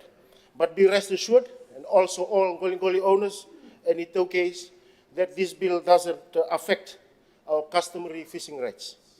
It enforces the fact that we are able to conserve and preserve our Ngolingoli, merani katoa chungan on the Ngolingoli. And sangan ni abalata on the London bakatokin Ngolingoli. That should be understood, while there could be many twists on the narrative on this, on different political point scoring that's happening. But it should not, the main aim is to preserve our Ngolingoli, increase enforcement, as I've already said, the issue of not only overfishing, as the Minister alluded to in opening statement on degradation and also pollution. We have an issue of plastics also in our Ngolingoli and coral reefs which we are currently fighting. And I thank the Ministry for Fisheries for bringing this amendment, and it will surely help the efforts that both ministry, my ministry, and the ministry she runs on protecting our oceans in our Wellington. Thank the Honourable Mulitavu. I will now, Honourable Koya, you have the last 5 minutes, I think, yes. Thank you, sir. I was just wondering. I won't be long anyway. I just wanted to. I think, Honourable Speaker, thank you. But I think what needs to be said is that I don't think anybody in this House is in disagreement with what's being done via this bill. Honourable Speaker, I think the Honourable Minister actually, right at the outset, Honourable Minister of Fisheries, pointed out that this is really to stop the exploitation and unsustainable harvesting practices. We all agree. We all want the same thing. I think what our side of the House is really referring to was perfectly reflected in what the former Minister for Fisheries has actually said, and I don't think it interferes with Ngolingolis, etc. But it would be wrong to say that it's only about the punishment, because it's not, sir. I think if you actually read this correctly, the explanatory notes that are at the back of the bill will tell you that it covers a whole lot more than just the punishment for actually doing it. If I could just quickly go through them, sir, the particular clauses, the first clause, and clause two, sorry, it actually deals with the definitions of authorized officers, fishing gear, owner, penalty notice, person, and vessel. Clause 4 actually deals with the minister's power to appoint these particular officers. Clause 5 deals with the powers of search and seizure and examination. These are very important matters when it comes to the law, sir, as you would know very well. Honourable Speaker, even further on, you're talking about the cancellation of a particular license. And as raised by the Honourable Leader of Opposition, there are particular provinces around the country that have some reservations. They're not saying don't do it, there are reservations in how it's actually done. So all we were asking is that we support this idea, but it would require a little bit of consultation. Like they always say, consultation, consultation, consultation. It requires a little bit of consultation with our resource owners to say, is there anything else that you think that is probably excluded in here? And the reference by the Honourable Attorney General to an exclusion that exists, he's talking about 5.3. Now, if I may ask the Honourable Attorney General, you're talking about 5.3 in this particular bill, or 5.3 from some other, from the actual main one? Now, if there is to be that, it should be contained in here. You need to have that exclusion for and to protect our landowners. Never will you find anybody on this side of the House that is going to do something that's not protecting our resource owners. We are very mindful of that, Honourable Attorney General. Please be aware of that. We must ensure that. And that's actually guaranteed in this. It's actually guaranteed in this. Now, the point here is, Honourable Speaker, all we're asking is that the government seriously think about the fact that we may want to consult some of our the resource owner communities to see if they're okay with it, to see if they're comfortable with it. It's not something that will require a big exercise, because the content of the bill is not something that we're actually arguing about in terms of the fines and in order to protect the exploitation and unsustainable practices that occur. I thank you, Honourable Speaker. I thank the Honourable Koya. I will now, yes. Speaker, please allow me to deliver my response in Itoke language. You have the floor. Nagaturang Speaker, we have itaringa na kena vitalono tagiti kona lawa bakaturi na bugun ng Ngolinngoli ya wendo na Itoke Ngolinngoli talaga. Ibero kotori na lawa tu Ngolinngoli kena bakalawa taki na laisen kena bakangangado taki. Wanga taki Ngolinngoli merawati gina na mula bakailabo o katalangaki na kena tubani bakabinaka na se volai tu bakamatau na be kabakai wala ni wanga ni Ngoli aralai wanga taka na Ngolinngoli na laisen yang andribi me wanga taki na Ngoli wakata kena matanggali Ngoli bakatambui kena totong na tau me benganiti kena ave rai wanga wangata ka loa na nonda ingoli. Iona alawa tu e o ka kina na kena wakasama ni kena wangata ki wakamatau na ingoli kena weka mbimbi ando don metango maka kamaroroya wenga niti na ngangande kena wangata ki no nonda ingoli ana ngona bole enda lakuduruma. Wang bauta turangana speaker ke maka na wakan donui na lawa wakaturi e kauti mengo e bunga vera na nonda ra tigo na nonda be korokoro era wakatamba kindu ana nonda ai bure ni iau e tigo ana nonda ingoli gelen dona ngona bala we e tambuti ko mai kina na sasalu andala ko tigo ni ra tangida tigo na kana watara ina sasalu ya uba uli ka tigo na belungo o ambauta kena waka te kingo e na sanaroni na dola na sasalu merna wanga takatalenga na wekanda na nonda bure tigo ni labo na sasalu na nonda be banua na waka le butura na speaker. I thank the Honourable Ratuwailevu for his contribution.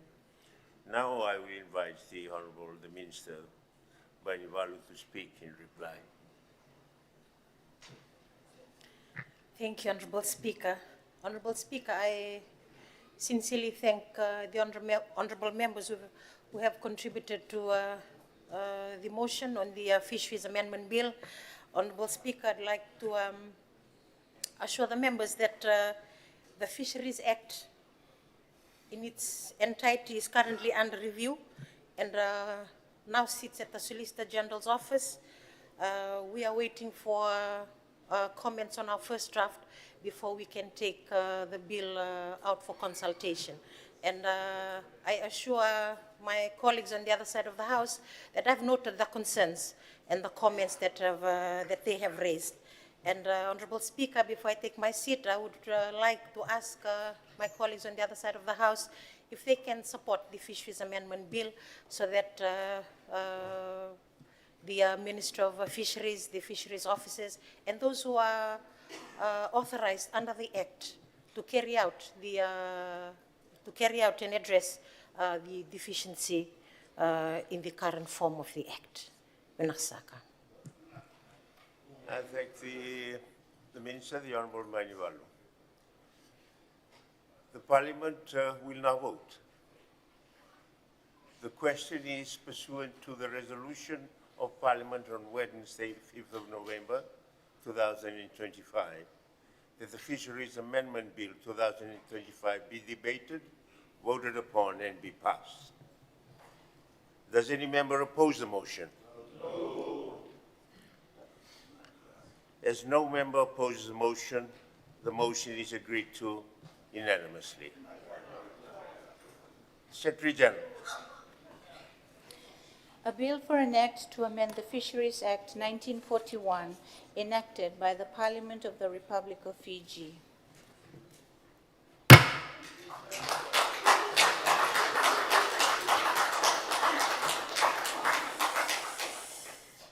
Honourable members, we'll move on to the next item. We'll now deal with the second bill, and I call upon the Minister for Women, Children and Social Protection, the Honourable Sashi Kiran, to move her motion. Thank you, Mr. Speaker.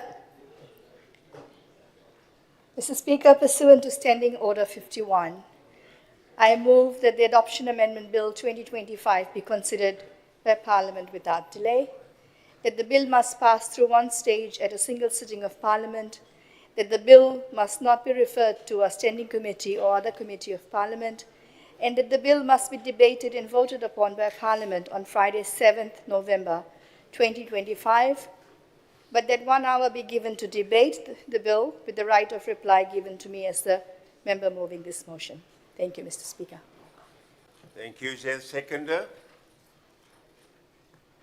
I beg to second the motion, Mr. Speaker, sir. Thank you. The Honourable Tisawau, Rothusawau, the Leader of the Government in Parliament. Seconder.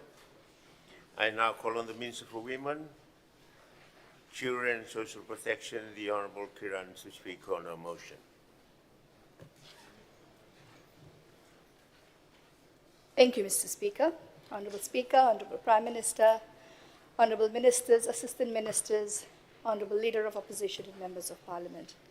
Mr. Speaker, I rise to inform this august House of the proposed amendment to the Adoption Act 2020 and to seek Parliament's endorsement and approval for the Adoption Amendment Bill 2025.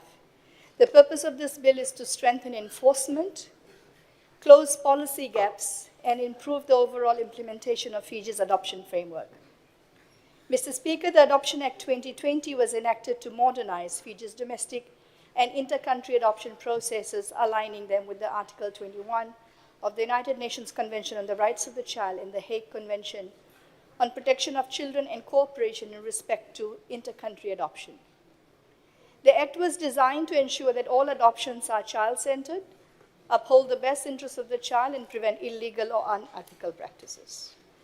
Adoption Bill 2020 was brought under Fiji's Parliament Standing Order 51. It was referred to the Standing Committee on Justice, Law and Human Rights after being moved under Standing Order 51 on May 26, 2020, to allow for proper review. However, although the Act was passed in 2020, it was not operationalized until this year, May 2025. Following its gazettal for enforcement, we realized that there were inconsistencies making it difficult to fully operationalize the Act. Our ministry, in collaboration with the judiciary, the Office of the Solicitor General and legal practitioners, conducted extensive implementation consultations. These consultations identified a number of legal and operational gaps that have hindered the effective enforcement of the Act. Mr. Speaker, sir, the consultations highlighted the following pressing issues: inconsistent interpretation and application of certain provisions across the courts, procedural ambiguities that cause unnecessary delays in the adoption decisions, weak enforcement mechanisms and unclear institutional roles among responsible authorities. Section 18 and 58 of the Act need urgent amendment to strengthen procedural clarity and enforcement. The Act empowers a minister to make regulations. However, it does not confer authority on the Chief Justice to make rules governing adoption proceedings, resulting in procedural limitations within the courts. Since the operationalization of the Act, supporting regulations and court rules remain pending, creating uncertainty for both applicants and legal officers. Mr. Speaker, as of October 2025, there is significant backlog in adoption cases. 194 cases are pending with Department of Children. The Legal Aid Commission reports an additional 212 pending cases in 2024 and 61 pending as of October 2025, bringing their total to 273.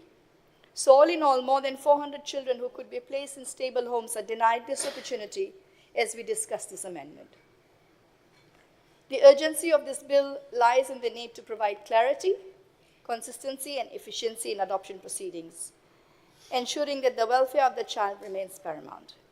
The proposed Adoption Amendment Bill 2025 seeks to introduce two key amendments: amendment to Section 18 to clarify procedural requirements and define the roles of all agencies involved in the adoption process, including provision for the court to appoint guardians. Currently, the role lies solely with the director. Amendment to Section 58 to strengthen enforcement provisions and enhance administrative transparency, including a new Section 58A granting the Chief Justice the power to make rules governing court proceedings for adoption cases. Mr. Speaker, these amendments are designed to address the current operational challenges and enable the full and effective implementation of the Adoption Act 2020.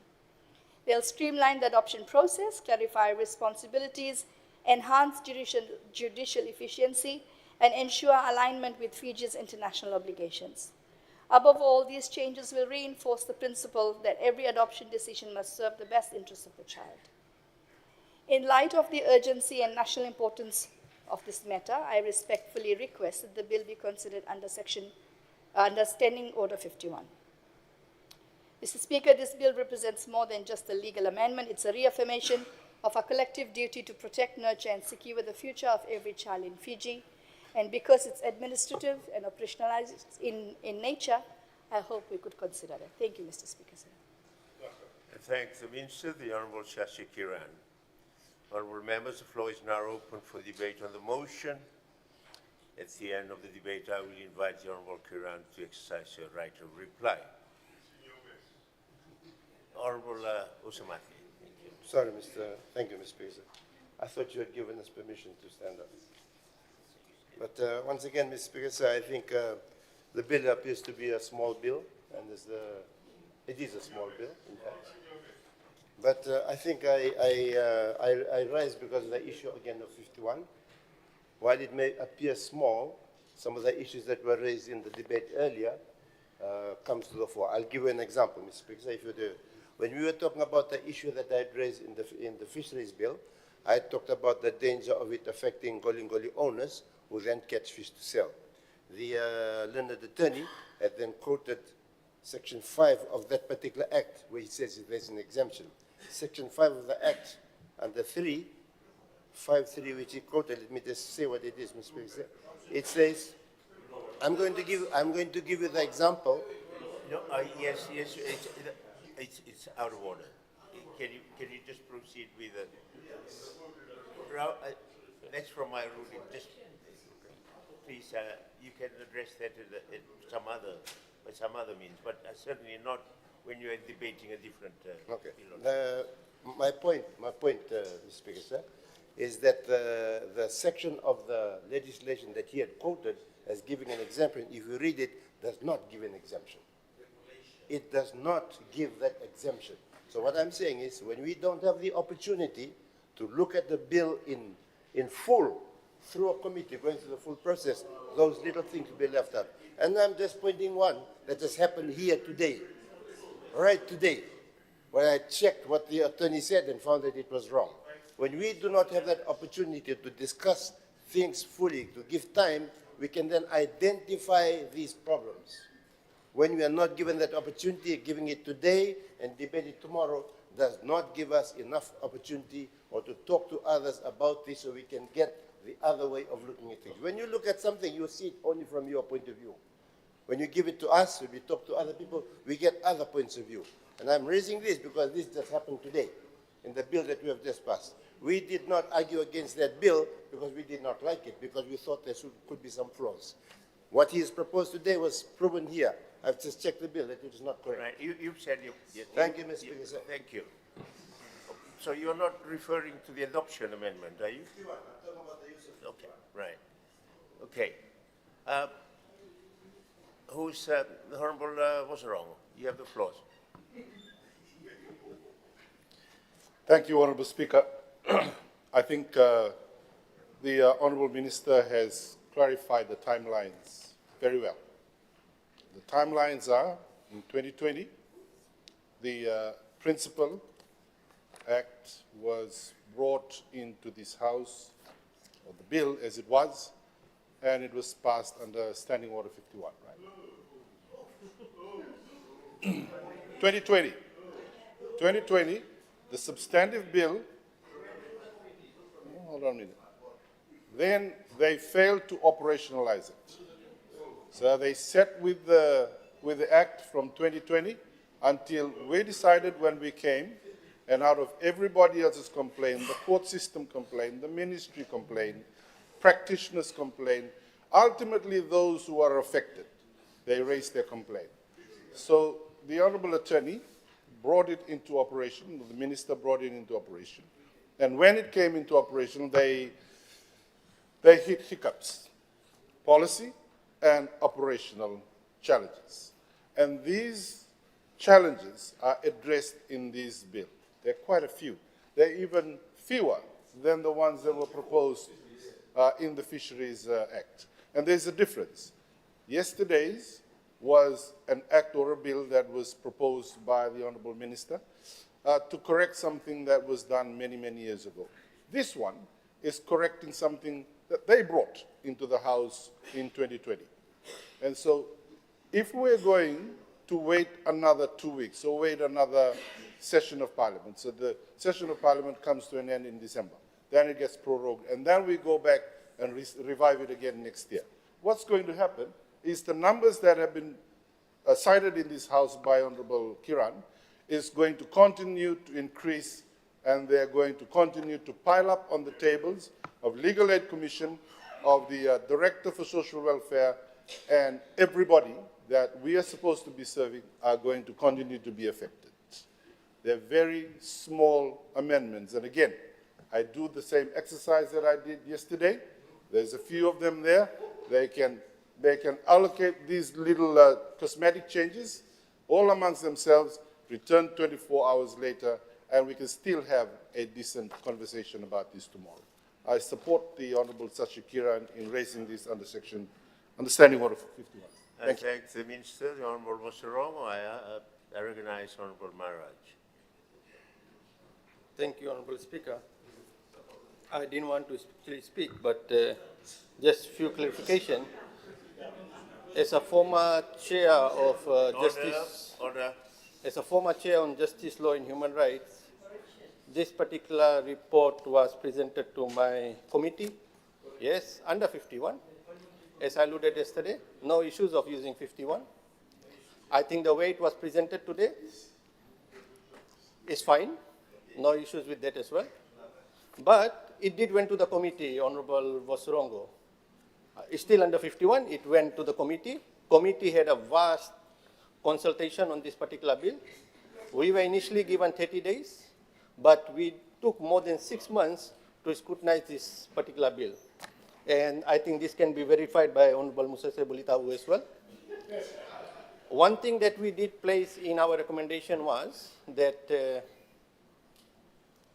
all the bills that need to be revisited at least in 2 years. At least our report did state this, that all the reports that were coming to Justice, Law and Human Rights, ministries, they need to revisit after 2 or 3 years. And if there is any amendment, it can come to the Parliament for amendment. And I think that was fine.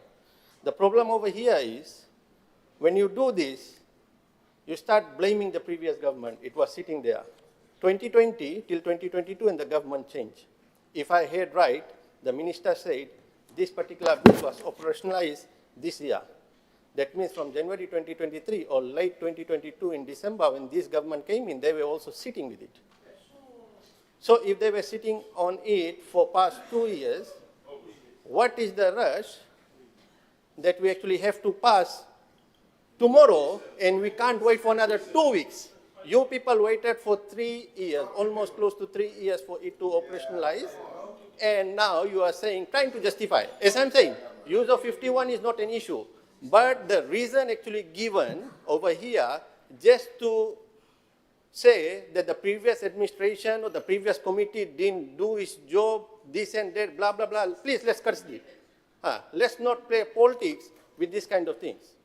If it was a clear-cut submission, we are bringing it under 51, there were issues, all the bills they have an issue, that's why they go for review. And if there is a change, it comes to the Parliament. So let's simplify things, right? Stop blaming the previous government for something that they haven't done and try to shadow things for your own failure that you people failed to operationalize this particular act for past 3 years. Thank you, Honorable Speaker. I thank the Honorable Maharaj. Honorable Bulitawu. Thank you. I would just like to support the bill coming through Standing Orders 51. Last time it came through Standing Orders 51, it was the big bill. It came with the inter-country adoption. That was back in 2020. As alluded to by Honorable Alvik Maharaj. Why this particular procedure is legitimate in this case, Honorable Speaker, sir, as alluded to by the Honorable Minister for Lands on the urgency that is there. And also, after practical operation, now we see some teething problems. And to fix that, that's why Standing Orders 51 is in the Standing Orders, not as a decoration, but as a passage to correct some of the gaps in the law that this particular bill that needs to fix that immediately. But again, every now and then the opposition is raising this issue of Standing Orders 51. And back then, 2014 to 2018, 2018 to 2022, when we used to sit in the opposition, when we used to sit in the opposition, what happens is this. When the former AG, the AG of the previous government used to move bills under Standing Order 51, they were all quiet. Nobody spoke up. That time we used to call them the Labelinga Squad. Because they will, but good that they've come out. He's not here around anymore. They are able to speak their mind and express themselves more. And this is the good thing about the change in government, also the parliament that we have now. So I support the bill and the procedure that the mover of the motion is praying for. Thank you, Honorable Ritavu. Honorable Koya. Thank you, Honorable Speaker. The government's now got a new Lavilinga squad scale. Bigger one, sir. Honorable Speaker, sometimes I sit here and I wonder, what is being sought is not being fought. It's the process by which you bring it, and I think it's going to be something that you will hear all the time, because we heard it all the time from you. So it's something that's going to happen in Parliament. But in a nutshell, sir, it's a bill that addresses an issue that needs to be addressed. I think all lawyers will agree that, yes, it needs to be addressed. We can't sit here and finger point and blame each other and say, you took too long, and then says, no, we actually did it. It doesn't make sense, sir. We're actually being unreasonable to ourselves and to our parliamentary time. But what's more important and most important is the fact that, and I'm sure you will understand this more than anybody else in this room, sir, that it needs to be done, it needs to be addressed. We're here to address it. Fine, you voted in 51.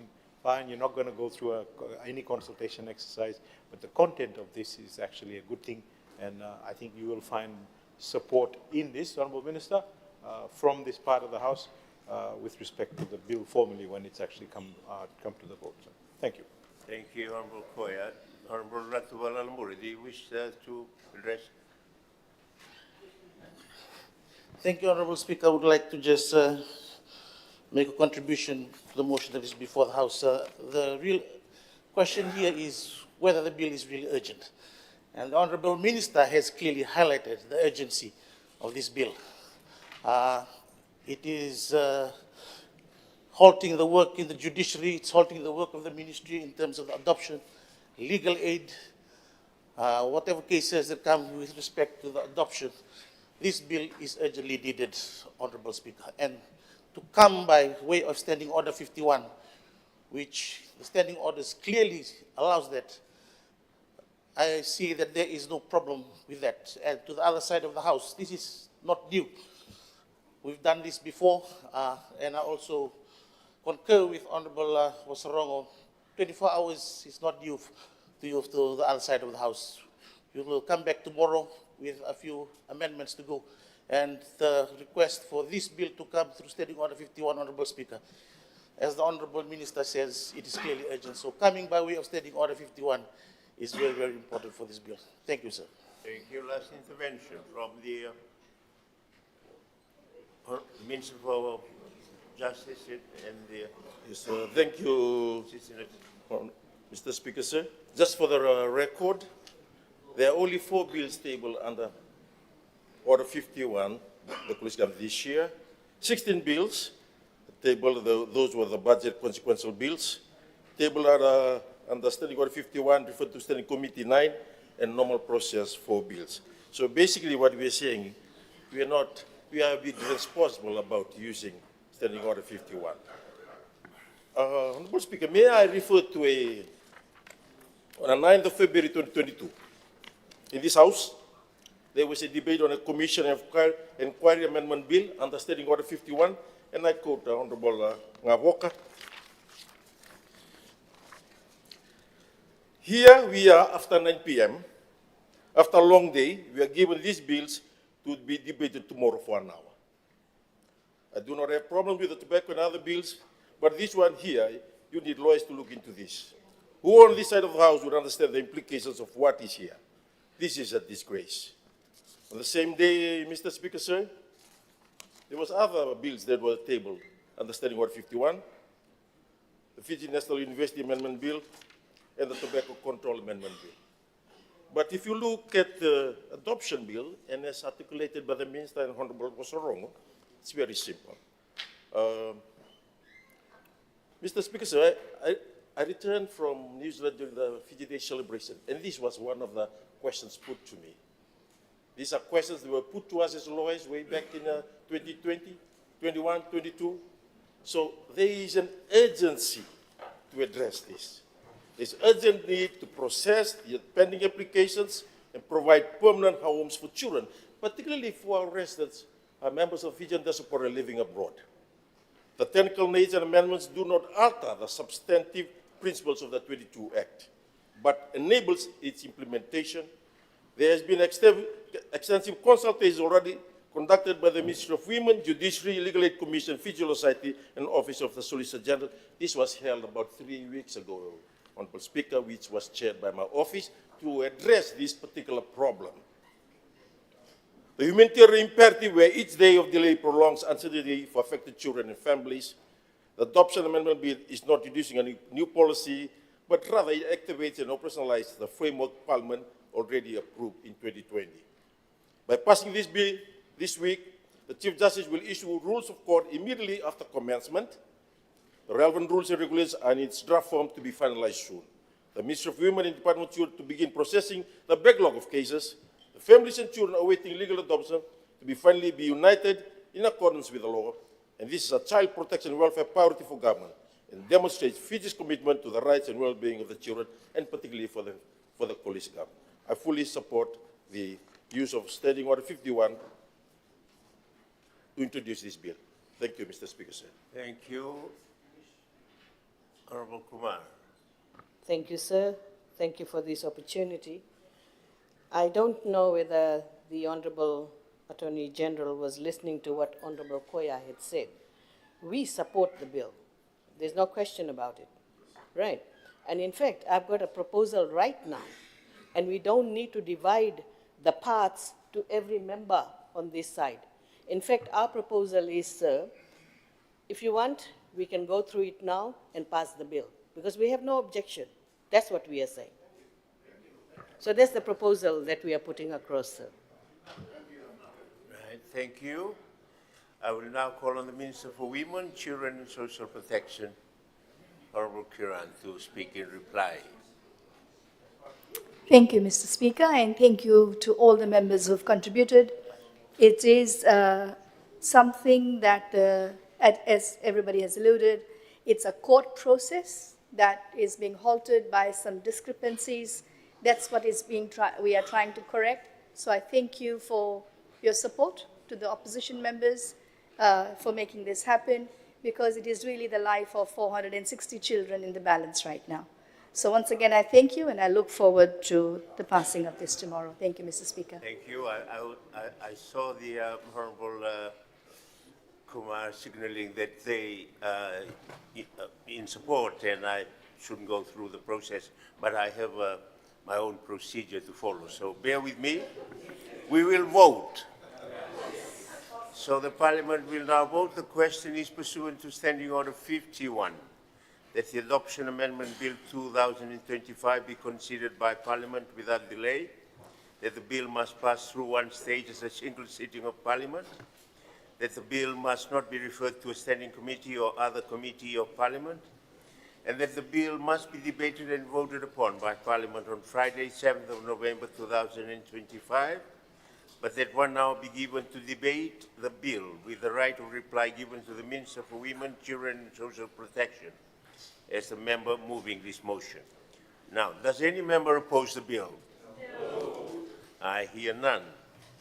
As no member opposes the motion, is agreed to unanimously. I thank honourable members for today. That now brings us to the end of our sitting. I thank you all for your presence and for your contribution. Parliament is now adjourned until tomorrow at 9:30 a.m.